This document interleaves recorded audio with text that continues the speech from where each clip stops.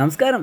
ഞാൻ ഇന്ന് നമ്മുടെ മൺട്രോത്തുരുത്തിൽ വെച്ച് നടന്ന ഒരു ചാമ്പ്യൻസ് ബോട്ട് ലീഗ് 2025 കാണാൻ വേണ്ടിയിട്ട് വന്നതാണ്. അപ്പോൾ നമ്മുടെ ഈ ചാമ്പ്യൻസ് ബോട്ട് ലീഗ് എന്ന് പറയുന്നത് വെറും ഒരു വള്ളംകളി മാത്രമല്ല കേട്ടോ. നമ്മുടെ ആ ഒരു കേരളത്തിൻ്റെ മഹത്തായ ഒരു സാംസ്കാരിക പാരമ്പര്യത്തിൻ്റെ ഒരു ഭാഗം കൂടിയാണ് നമ്മുടെ ഈ ചാമ്പ്യൻസ് ബോട്ട് ലീഗ് എന്ന് പറയുന്നത്.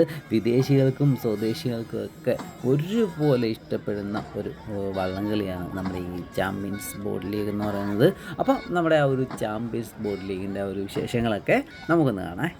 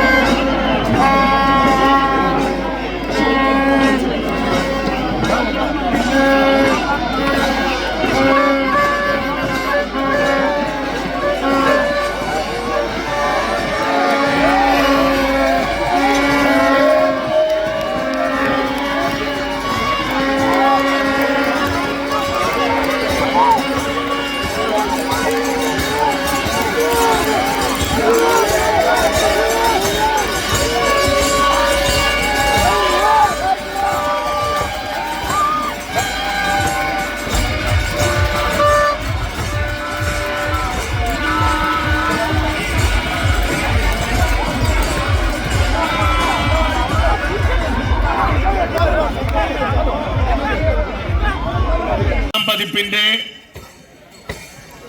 9ാമത്തെ മത്സരത്തിന്റെ പ്രാഥമിക മത്സരമാണ് ഇവിടെ പൂർത്തിയായത്. പ്രാഥമിക മത്സരത്തിൽ വലിയ വാശിയോടെ ആവേശകരമായ ഒരു മത്സരം നിങ്ങൾ കണ്ടു കഴിഞ്ഞു. സംസ്ഥാന സർക്കാർ ഈ മേഖലയ്ക്ക് ഊർജവും ഉണർവേകാൻ ലോകത്തിന്റെ ശ്രദ്ധയിൽ ജലമേളയെ കൊണ്ടുവരുവാൻ പുന്നമടക്കായലിൽ നടക്കുന്ന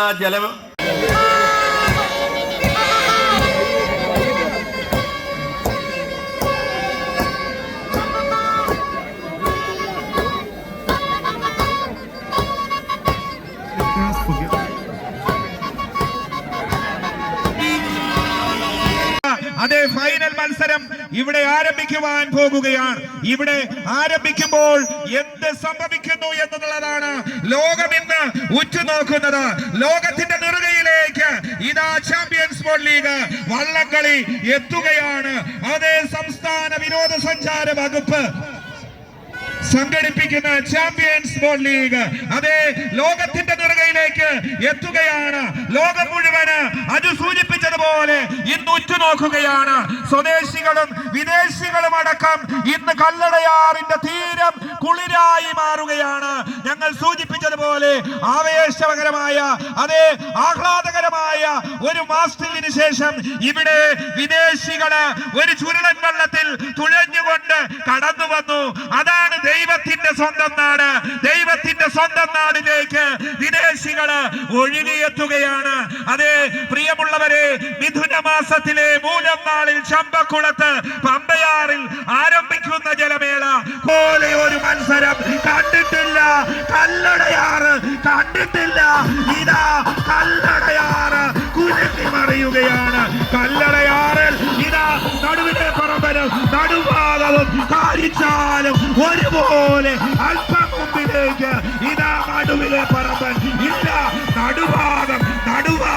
നടുവിലെ പോകുന്നു. നടുഭാഗവും നടുവിലെ പറമ്പനും കാരിച്ചാലും കടന്നു പോകുകയാണ്.